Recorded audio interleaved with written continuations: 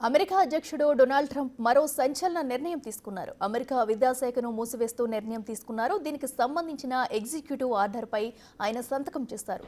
అయితే ఫీజుల రాయితీ, కొన్ని ముఖ్యమైన పథకాలు మాత్రం కంటిన్యూ అవుతాయన్నారు డొనాల్డ్ ట్రంప్.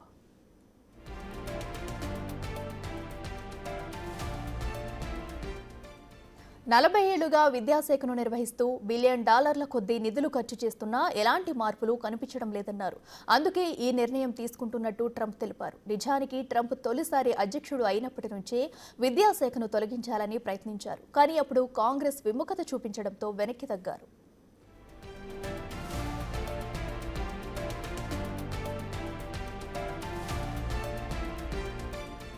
ప్రతి ఏడాది అమెరికన్ ప్రభుత్వం $251 బిలియన్ నిధులు కేటాయిస్తుంది. ఈ డిపార్ట్మెంట్లో 4200 మంది పనిచేస్తున్నారు. ఇప్పుడు ఈ రద్దుతో వారి ఉద్యోగాలు పోయినట్టే.